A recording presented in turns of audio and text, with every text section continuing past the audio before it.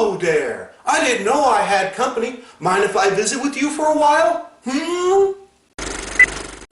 I am Ripper the Clown, the unpredictable cartoon character come alive from Ripper the Clown Show on YouTube.com. And what you just saw was my so-so impersonation of Art Carney as Ed Norton, as the chef of the past from The Honeymooners, one of the most classic and iconic TV shows of all freaking time. And in this very special edition of Ripper the Clown's Brush with Greatness podcast, I am interviewing legendary actress Joyce Randolph, who portrayed Trixie Norton on The Honeymooners alongside Jackie Gleason as Ralph Kramden, Audrey Meadows as Alice, and Art Carney as Ed Norton. You know, as a little kid, little clown, I watched The Honeymooners. It's been one of my all-time favorite shows throughout my life. Even as a kid, I was studying what these fine actors and comedians were doing in this show to convey laughter and emotion.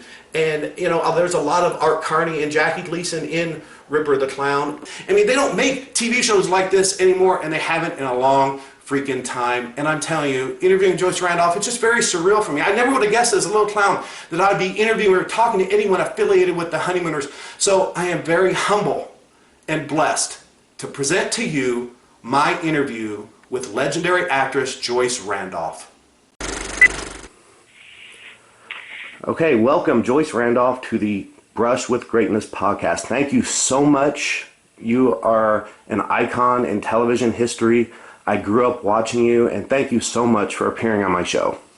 Well, I'm happy to be here. And, you know, in my intro, I talk about how much The Honeymooners has meant to me throughout my life. And truly, it's a show that when you watch it during different periods of your life, it means different things to you. And one of the stories that my mom always tells me is that whenever she hears the Honeymooners theme, she tells me about when she was little. She remembers riding her bike through the neighborhood and hearing the theme coming from all the different houses.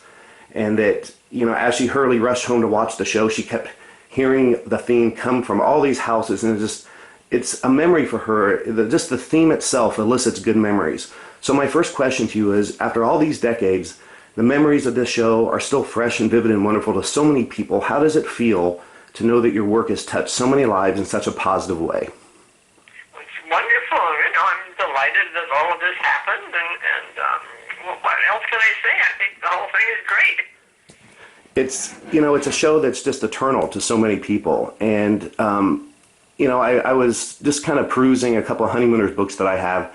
And the first episode features Ralph and Ed. They're fighting over a television. And for modern audiences, this would kind of be the equivalent of two people fighting over the use of a cell phone. You know, it's kind of unheard of. If people watch the show today, I'm sure they're kind of miffed by the fact that, you know, they're fighting over television. But at the time, televisions were a commodity. So, you know, the show, it gives contemporaneous audiences a glimpse into a different era of time. And I think that's very special. But despite, you know, those references to the 50s, what, in your opinion, has made The Honeymooners such a timeless classic? Well, everybody can relate to it somehow. It's Ralph Kramden was every man in a sense, and I don't know. It's hard to say. It's just part of our being, and it was here, it was there, it was everywhere, and I don't know. I've had a bad day. I'm not thinking clearly. I'm sorry. Well, I think one of the wonderful aspects of the show is that the comedy is clean, but it's still timeless. Oh, yes. Jackie said it had to be clean and it had to be funny. Yes. And I think that's what, at least in my opinion, what's lacking in a lot of the shows today and a lot of the comedians, where they rely on dirty humor to get a laugh. And to me, that's just cheap humor. You know, It's terrible. It's awful. Yeah. And, you know, back then, during the Honeymooners, you know, you guys had censors, so you had to adhere to certain rules and regulations. And so you had to be funny and do so in a natural way that the audience could relate to. Yes, of course. And they related very well. Yes. they loved us, you know. What is your all-time favorite Honeymooner memory? Oh my, so many memories. Oh dear. It's such a big part of my life.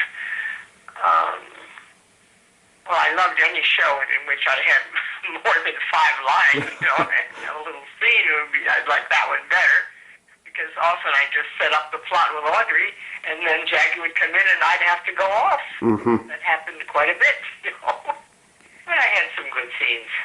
Yes, you did, and there are many. There's just so many countless. All the episodes are classics. Like, watching them. There's, every series has a few clinker episodes, but the Honeymooners, they're just pretty much all gold. Yes, I think so. Mm-hmm. Is there? People tell me that. Yeah. Yeah. Is there a favorite episode out of all the episodes that is there a standout that just you like the best? Oh, I don't know. As I said, anytime I had a good little scene and stayed on for a while, that became one of my favorites. Mm-hmm. There were quite a few of those. Yeah. What did I see the other night? Oh dear.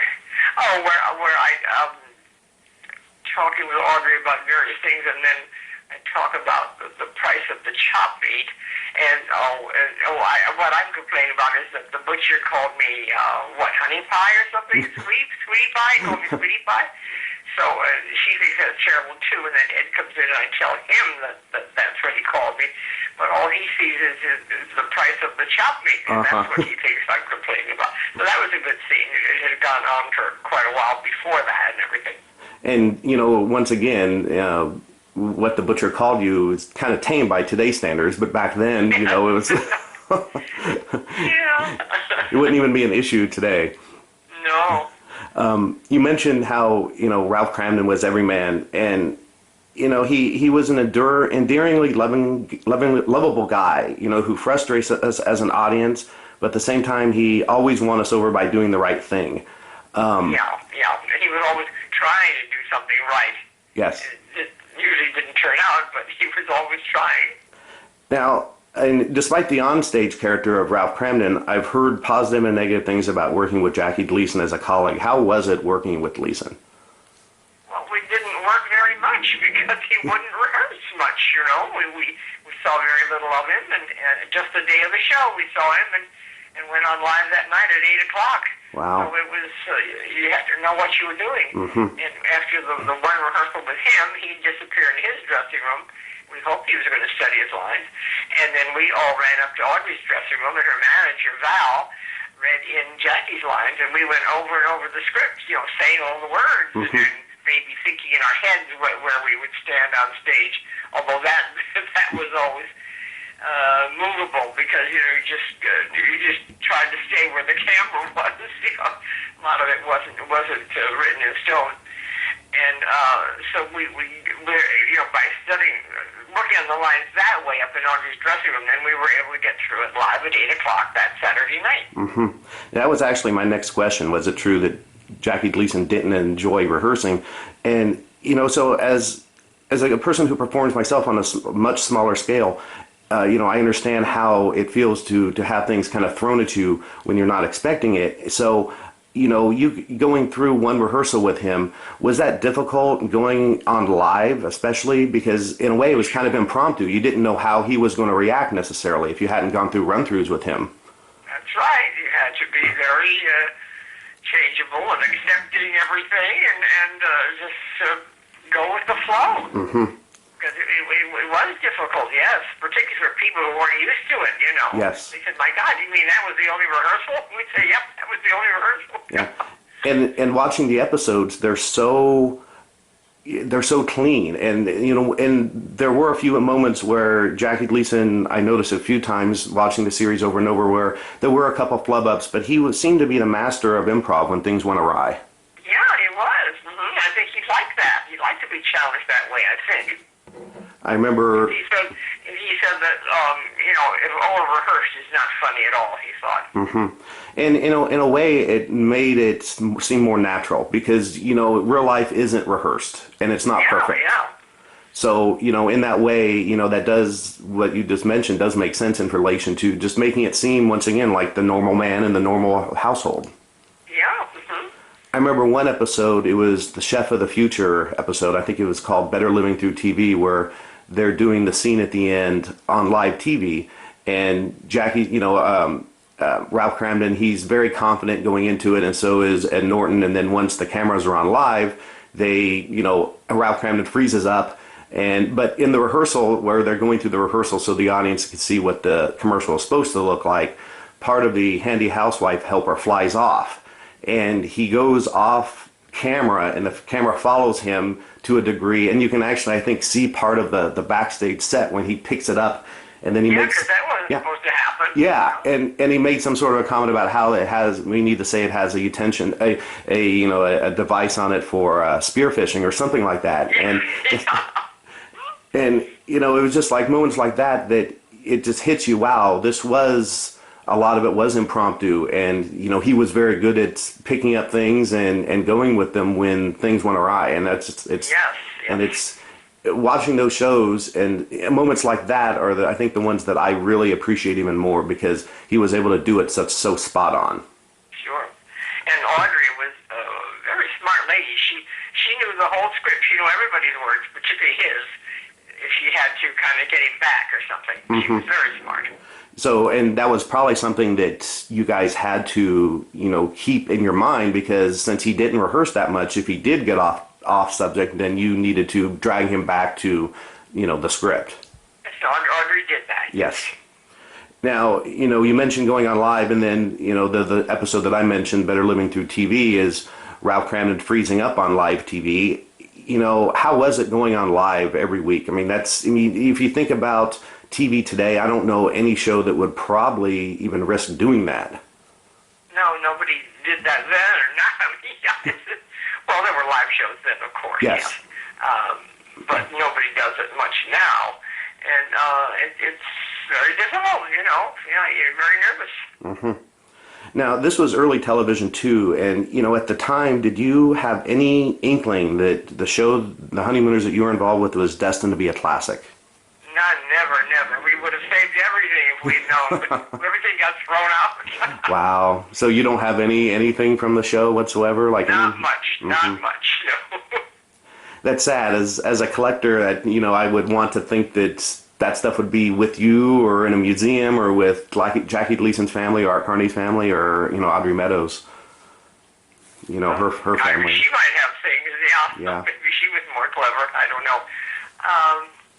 There was a spot up at TV Land here in New York City, and they have a table and a sink. They claim it's the original sink, but it isn't, according to me. And they have some things there. Yes, because the TV Land has a museum. Yeah, yes. Sort of. Yes. This was some years back, whether they still have it. I think they've changed locations, so I hope they still have those things. I also believe they had a statue of Ralph Kramden, too, if I'm not mistaken. Like a statue placed... Yeah, that's outside Port Authority. That's outside the bus terminal. Oh, okay. Yeah, we dedicated that. I was at the dedication. Yes, that was very nice. Yeah, it's got to be amazing to see, to know that after all these years, the show is just so loved. Yes, it is amazing, but it's wonderful. Yeah. I'm happy about it, And they've all passed on, and here I am, almost 91, and still here. Yeah. From, we mentioned the cast. From an observer, when I watch shows that I really love, as somebody that really enjoys classic shows, the camaraderie I see on screen, I hope exists in real life, but I've read that it didn't really have that feel with the Honeymooners. No, there was not much camaraderie. There wasn't time. Time. And when you don't have rehearsals, you don't go to lunch with these people. If you don't lunch with somebody, you don't get to know them. Yeah. We were almost like strangers. Mm-hmm. So you didn't keep in touch with any of them after the show, after it ended? No, I did not. Yeah. I recently... Everyone seemed to have their own life. Mm-hmm. I recently saw a very interesting documentary, and I don't know if you've ever heard of this, and I'm doubting you know anything about it, but I just thought I'd throw it out there. I saw a TV show that talked about how Richard Nixon during the 70s showed Jackie Gleason alien bodies, and I just thought that was kind of an odd story, but I went online and looked it up, and I guess it's out there as like as a folklore of UFOs that Jackie Gleason was such a UFO enthusiast that... I guess he was. Yeah. He never discussed any of that with me or with others. Excuse me, I'm coughing today. I am too, so it's...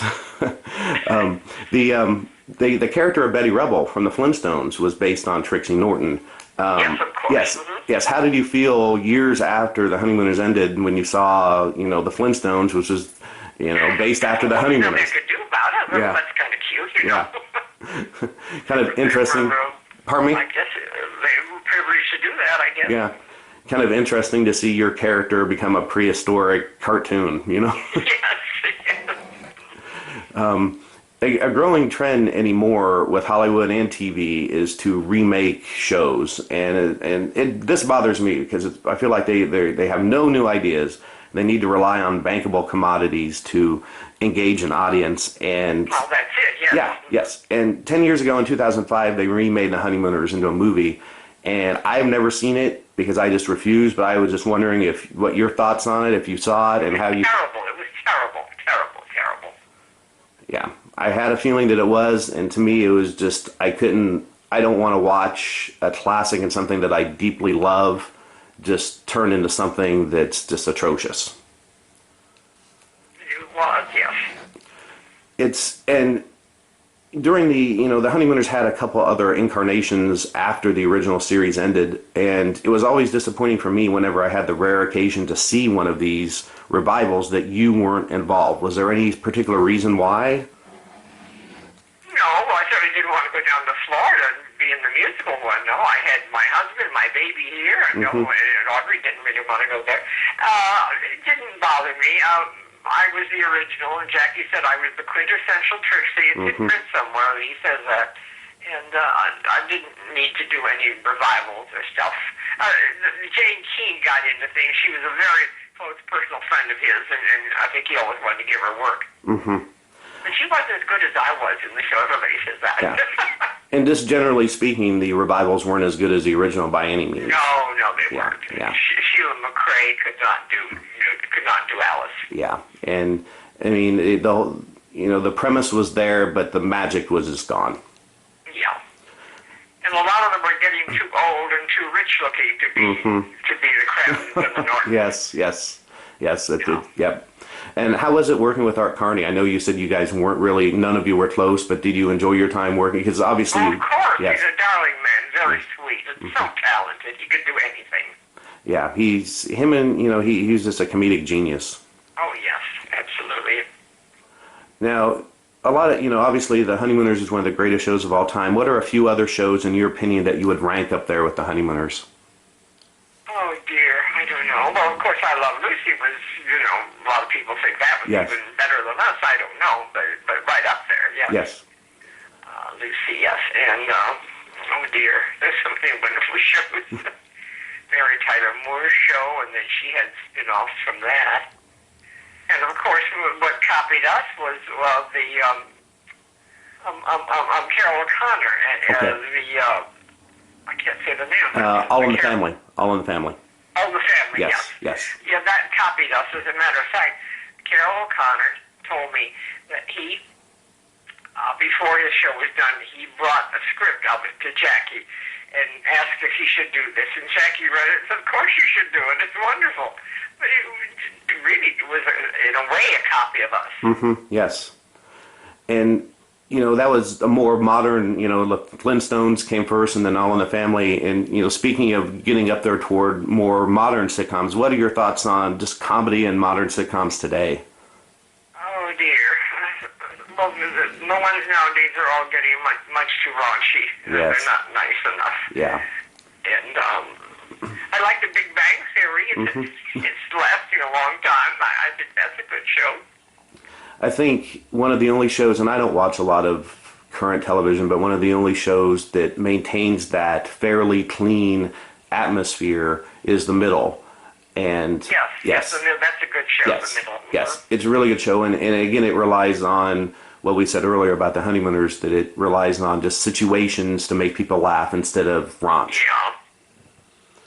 And so almost 60 years after the last episodes aired, how does it feel to walk into a store and see like a Honeymooners DVD on the shelf? Well, that's wonderful. Yeah. I don't do that much walking around anymore now that I have a knee replacement, and I am on a cane outside. Now, I don't use the cane in the house, but I have to be more careful now. Yeah, and you know, God bless you for all you've done, for all the laughter you've given everybody throughout the years. Thank you so much, and you know, I hope that your health, you know, continues to maintain itself. And I'm sorry to hear about your knee. You had told me that when we initially I contacted you that you had a knee replacement. Well, that turned out beautifully, but for a number of years now, I've had a tremendous amount of arthritis. Oh. That's very painful. It doesn't go away with anything, you know. Mm-hmm. Well, as we end this interview, one final question. What's your most rewarding fan experience that you've ever had? And I'm sure you've had an amazing amount. Is there one that stands out? No, there have been so many wonderful things. I can't think of anything, really. Mm-hmm. Some years ago, when was it? This is about 20 years ago. The Comedy Central show, what was it? Whoopi Goldberg was involved with it, and Comedy Relief. Was it called Comedy Relief? Okay, I believe there were, yes. Specials? Yes. Yeah. Well, they did one from New York, and on stage at the Radio City Music Hall, and they had Art and Audrey and me there. And when they announced that the three of us walked out together, the whole audience stood up and applauded, and it was just unbelievable. We all started to cry. Wow. And I said, you think I was Marlon Brando? And I said, you're better than Brando. And that was really a fantastic night. Mm-hmm. It has to just be amazingly rewarding to know that what you did in your career is loved by the world. Yes, I'm just lucky to be there, to Yes. be me. Yes. And you know, on a personal level, thank you for everything, for all the entertainment you've provided to me throughout the years, and my family and my parents. And it's just, I appreciate every time I watch the show. It takes me to a different era of my life, and I can't thank you enough for all the laughter. Well, the writers are great, and we interpreted what they wrote, and I was just lucky to have the job, I guess. Mm-hmm. I don't know. I'm very pleased with everything. Mm-hmm. Well, thank you so much for appearing on my podcast, The Brush with Greatness. I appreciate it so much. It was an absolute honor and to talk to you. I feel blessed right now. It's kind of surreal for me to talk to you. Oh my goodness, yes. It's only me. Yes. Well, thank you so much, Joyce. I appreciate it. Okay, dear. I thank you. Thank you so much. Yeah, bye-bye, dear. Bye-bye. Hey, Ripper the Clown here with a little addendum. You know, when Joyce Randolph was speaking about Jackie Gleason's reluctance to rehearse, I mentioned that I understand how without rehearsal things can, be interesting and kind of unpredictable. And I was specifically referring, however, to doing live shows. Doing comedy shows, having people come up on stage randomly, that type of thing. But after speaking with Joyce Randolph, I went for a bike ride and kind of, digest the interview. Can you imagine Ripper the Clown on a bicycle? I'm sure the neighbors love that. But, I just took this long bike ride to digest the interview, and it kind of hit me. When we film Ripper the Clown comedy videos, we don't rehearse either. We just go out there with a loose script and we shoot it. And, me and my friends, we know each other so well at this point, and we work well together. And when we film, it just looks natural and genuine. And a lot of the time, we do it within 3 takes. I mean, a good portion of the time, it's 1.